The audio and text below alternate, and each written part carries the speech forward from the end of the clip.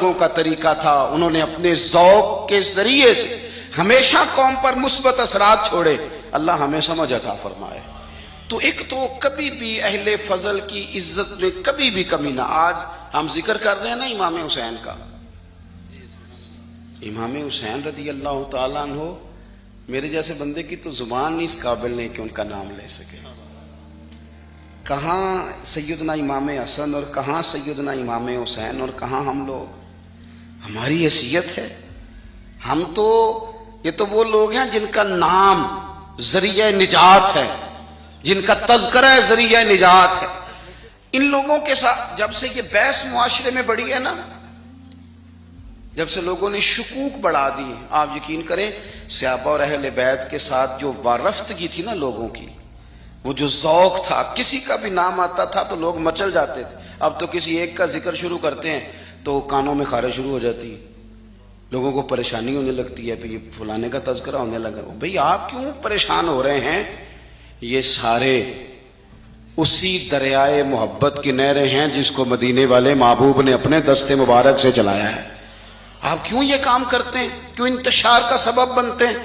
نہ کریں جی، آپ کی مہربانی، اللہ آپ کو سلام۔ سب کو ایک جیسی گرمی لگ رہی ہے، ویسے تقریر کرنے والے کو تھوڑی سی زیادہ لگتی ہے باقی لیکن یہ کہ میں چونکہ بہت سارے لوگ بیٹھے ہیں تو یہ مناسب نہیں لگتا مجھے بات کرنے دیں۔ اللہ آپ کو اس کا اجر دے اچھے ارادے اور اچھی نیت پر۔ آپ غور کریں جی میری بات پر۔ حضرت امام حسین رضی اللہ تعالیٰ عنہ یہ حضور کی اولاد پاک ہیں۔ پیروں کو نا تھوڑی مٹی لگ گئی، عمر جوانی کی تھی، داڑھی مبارک ساری سیاہ تھی، کالی تھی۔ حضرت ابو ہریرہ ان سے سالوں بڑے تھے، امیر المومنین فی الحدیث۔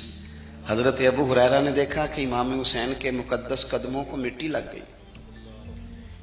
کسی سے بھی کہا جا سکتا تھا ذرا امام صاحب کی توجہ کرانا، یہ ذرا مٹی اتار دینا، لیکن حضرت ابو ہریرہ جھٹ سے اٹھے، اپنی پگڑی کھولی، اس کا پلو لیا اور حضرت امام حسین کے پیروں سے مٹی صاف کرنی شروع کر دی۔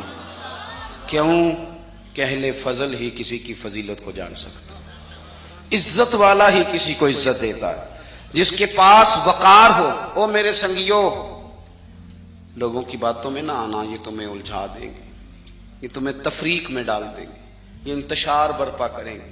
یہ وہ حسین جماعت ہے جو حضور کے سامنے بیٹھا کرتی تھی۔ ان سے پیار کرنا، ان سے محبت کرنا۔ آپ کبھی ترمذی کی ایک حدیث پڑھیں تو مر جانے کو جی کرتا ہے۔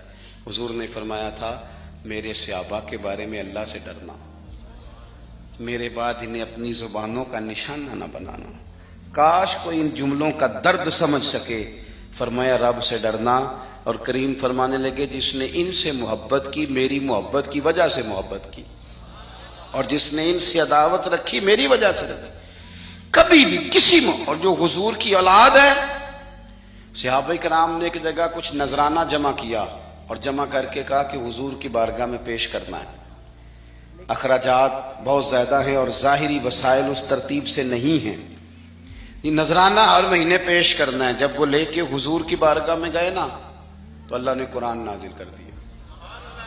فرمایا محبوب ان سے کہہ دو لا اسألکم علیہ اجرا، میں تبلیغ دین پر تم سے کوئی اجر نہیں مانگتا، الا المودۃ فی القربى، بس میرے قریبیوں سے پیار کرتے رہنا، میرے قریبیوں سے محبت کرنا، پیار کرنا قریبیوں سے۔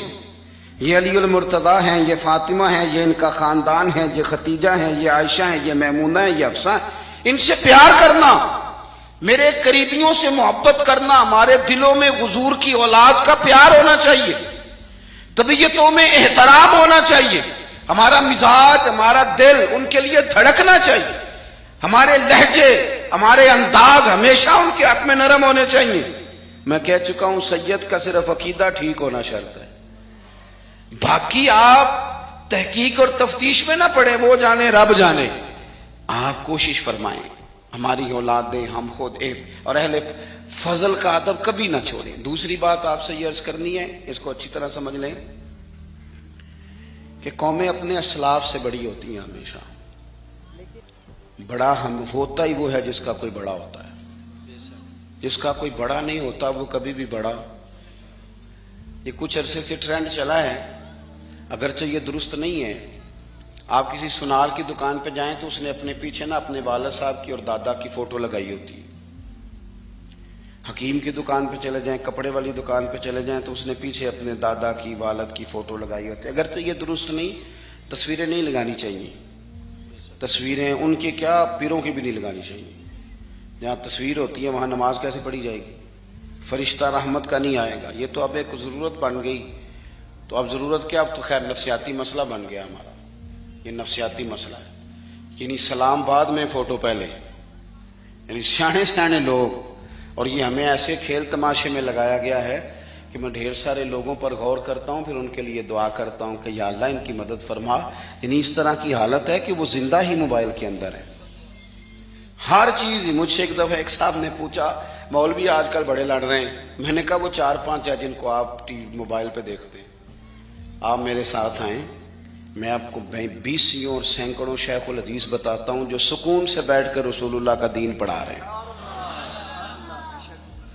تو آپ مسئلہ صرف یہ ہے کہ ہم نے کل زندگی وہ سمجھ لیا جو موبائل کے اندر ہے. بہرحال وہ تصویر لگائی ہوتی ہے سنار نے بھی اور حکیم نے بھی اور ڈاکٹر نے بھی اور بہت سارے لوگوں نے کہ جناب اب یہ جو تصویر لگاتے ہیں تو اس کے پیچھے پوری حکمت ہوتی ہے.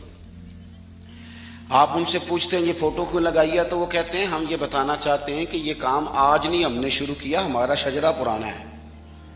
ہمارے باپ دادا سارے یہی کام کرتے تھے, ہمارا خاندانی ورثہ ہے. وہ ثابت یہ کرنا چاہتے ہیں کہ ہم پیچھے سے ہمارا ایک سلسلہ آ رہا ہے. ساری دنیا اپنے اکابرین کو, اسلاف کو, بڑوں کو ان کے زور پر بڑا ہونا چاہتی ہے. یہاں کچھ لوگ ایسے آئے ہیں جن کے نزدیک معاذ اللہ صحابہ ہی ٹھیک نہیں تھے, اہل بیت ہی ٹھیک نہیں تھے. آپ اپنی سند کیسے مضبوط کریں گے؟ اگر وہ اولین جو حضور کے سامنے بیٹھتے تھے وہی ٹھیک نہیں تھے تو پھر ان سے ہو کے جو دین آگے آیا اس کو تم کیسے ٹھیک مانو؟ ساری چیزوں کو مشکوک کرنا چاہتے ہیں. ہمارے بزرگوں نے, امام بخاری نے, امام مسلم نے محنت کر کے حدیثیں تلاش کی, اصول بیان کیے کہ یہ حدیث صحیح ہے, متواتر ہے, حسن ہے, ضعیف ہے, کیا ہے, اس کے اصول اور قاعدے بیان کیے. اور جب انہوں نے خود پوری تحقیق کی, آپ تھوڑی سی, آپ مشکل بات نہیں کر رہا, تھوڑی سی آپ غور کریں گے, انہوں نے سینکڑوں میل کا سفر کیا, گھوڑوں پہ, پیدل, اونٹوں پہ, ریسرچ کر کے بتایا کہ یہ حدیث بالکل درست ہے, اپنی سند کے اعتبار سے, متن کے اعتبار سے یہ متواتر درجے کی ہے. انہوں نے پوری ریسرچ کی. پھر غور کریں کیا کہہ رہا ہوں, جب پوری تحقیق کر لی تھی تو پھر انہیں کہنا چاہیے تھا نا یہ نبی پاک نے فرمایا ہے, کہنا چاہیے تھا نا کہ یہ حضور نے فرمایا, ہماری تحقیق ہے, حدیث درست ہے. لیکن کسی نے بھی ڈائریکٹ نہیں کہا. انہوں نے جب بھی کہا کہنے لگے حضرت عبداللہ ابن عمر فرماتے ہیں کہ حضور نے یوں فرمایا, حضرت انس بن مالک فرماتے ہیں کہ حضور نے یوں فرمایا, حضرت جناب سیدہ عائشہ صدیقہ فرماتی ہیں یوں حضور نے فرمایا, حضرت ابو ہریرہ فرماتے ہیں یوں حضور نے فرمایا. انہوں نے نا پہلے اس صحابی کا نام لیا جنہوں نے وہ بات اپنے سینے میں محفوظ کی.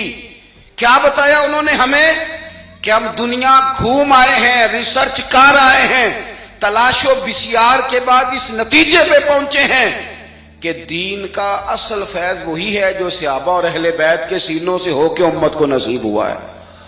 اصل فیضان وہ ہے جو وہاں سے ہو کے آیا. تو ایک بات تو یہ کہ اہل فضل کی عظمت, اور دوسری بات کہ اپنے اکابرین کے ساتھ جوڑ کے رہنا, اور تیسری بات حضرت سیدنا امام حسین, حضرت امام حسن رضی اللہ تعالی عنہما, ان دو شہزادوں سے نا نبی پاک صلی اللہ علیہ وسلم نے جو محبت فرمائی ہے نا وہ بھی بڑی قابل دید ہے. حضور نے جو ان سے پیار کیا ہے. کچھ لوگ ایسے ہوتے ہیں کہ جن سے انسان جب پیار کرتا ہے, محبت کرتا ہے تو وہ بات نا دور دور نکل جاتی ہے, بات پھیل جاتی ہے. ان کے ساتھ نا میرے نبی پاک کا خصوصی لگاؤ ہے. اس کا مطلب یہ نہیں کہ ہر نانا ہی اپنے نواسے سے پیار کرتا ہے, یہ معنی نہیں. رسول پاک علیہ السلام جو کام بھی کرتے ہیں اللہ کی وحی کے ساتھ کرتے ہیں. حضور کا ہر کام وحی خدا ہے, اپنی مرضی سے حضور کوئی کام نہیں کرتے. تو نبی پاک نے جو بھی کیا ہے وہ امت کے لیے نمونہ ہے.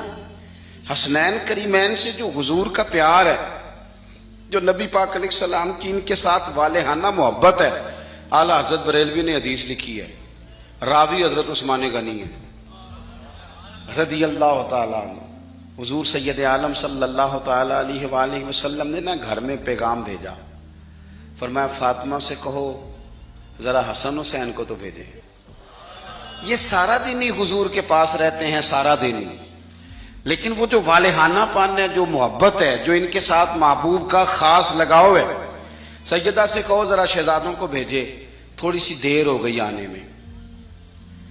اعلیٰ حضرت فرماتے ہیں یوں لگتا جیسے سیدہ فاطمہ کپڑے نہیں ماں بدلنے لگتی بچوں کے، خوشبو نہیں لگانے لگتی، تھوڑی تیاری میں دیر ہو گئی تو محبوب نے نظریں جمائی ہیں اس حجرے کی طرف جہاں سے امام حسن اور حسین نے آنا ہے۔ رحمت کے عجب ہی جھمیلے ہیں، حسنین یہاں پر کھیلے ہیں۔ تو دونوں شہزادوں جب دروازہ کھلا تو حضرت عثمان غنی کہتے ہیں بچے جب نکلے نا دونوں تو یہ کوئی 10 15 50 100 میل دور سے تھوڑی آ رہے ہیں، تو یہی رہتے ہیں محبوب کے قرب خاص میں، انہیں سایہ کرم ہر وقت نصیب ہے۔ لیکن نبی کریم علیہ السلام کا جو والہانہ پن ہے، جو ان کے ساتھ حضور کا رشتہ محبت ہے، جیسے ہی دونوں شہزادے آئے حضرت عثمان غنی فرماتے ہیں محبوب نے مقدس گھٹنے زمین پہ رکھ دیے اور دونوں بازو کھول دیے۔ ایک شہزادہ اس سینے سے لگ گیا اس کندھے سے، ایک اس کندھے سے لگ گیا، اور پہلے بھی حضور پیار کرتے تھے پر آج تو رخ ہی بدل گیا بات کا۔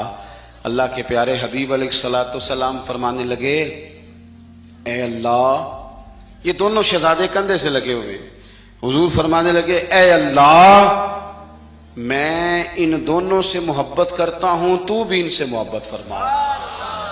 اور کہا اے اللہ جو جو میرے حسن حسین سے محبت کرے تو ان سب سے محبت فرما، تو ان سب سے پیار کر جو میرے حسنین سے پیار کرے۔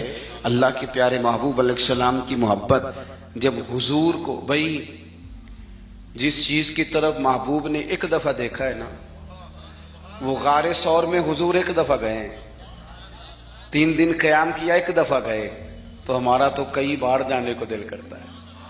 جہاں حضور تھوڑی دیر قیام فرمائیں اس جگہ سے پیار ہو جاتا ہے، اور جن شہزادوں سے حضور اس والہانہ انداز میں پیار کریں، ان کی محبت، ان کا پیار ہمارے دلوں میں ہونا چاہیے، اور کچھ نہ ہمارے جذبات ہونے چاہیے، کچھ ہمارے جذبات میں والہانہ پن ہونا چاہیے ان شہزادوں کے لیے۔ آج کل نا ہمارے ہاں دور ہے تقریروں کا، پوسٹیں لگانے کا، اپنی اپنی رائے، اور ویسے بھی جو ہم لکھ رہے ہوتے ہیں، جو بول رہے ہوتے ہیں، وہ اپنے لیے نہیں ہوتا الا ماشاءاللہ، وہ تو سامنے والے کے لیے ہوتا ہے۔ وہ تو حضرت مجدد الفسانی رحمۃ اللہ علیہ کے حالات پہ ایک سیرت نگار نے لکھا ہے کہ آپ نے ایک شخص کو نا اپنے سلسلہ نقشبندیہ میں اجازت دی کہ اب آپ بھی آگے اللہ اللہ بتائیں، تربیت کریں، یہی طریقہ ہوتا تھا، تو ان کو خلافت دے دی، اب وہ سلسلہ طریقت میں آگے اشاعت سلسلہ کا کام کریں گے۔ کچھ عرصے کے بعد وہ خلیفہ صاحب نے حضرت شیخ کو خط لکھا تو کہنے لگے حضور آپ نے فقیر کو اجازت دی تھی، اب میں تقریر بھی کرتا ہوں، تدریس بھی کرتا ہوں، تصنیف بھی کرتا ہوں۔ تو حضرت فرمانے لگے آپ بہت اچھے کام کر رہے ہیں، رب آپ کو برکت دے، پر یہ سارا کچھ تو آپ لوگوں کی اصلاح کے لیے کر رہے ہیں، کچھ اپنے لیے بھی کرتے ہیں، رات کو تہجد میں اٹھ جاتے ہیں، کچھ اللہ کے حضور رونا نصیب ہو جاتا ہے، کچھ آپ کو درود و سلام کی کیفیات نصیب ہوتی ہیں، یہ تو جو کچھ ہے الحمدللہ بہت اچھا ہے، قابل تعریف ہے، پر یہ تو آپ خدمت دین کا کام کر رہے ہیں نا لوگوں کی، آپ اپنے لیے کیا کر رہے ہیں؟ یہ بھی تو مقام غور ہے۔ بہت ساری چیزیں آج ایسی ہیں جو تقریروں میں تحریروں میں، لیکن ہمارے پرانے بزرگ جو تھے ان کا رنگ اور تھا، ان کا انداز والہانہ تھا، والہانہ۔ میں نے کئی دفعہ سنائی ہے بات، پھر سناتا ہوں۔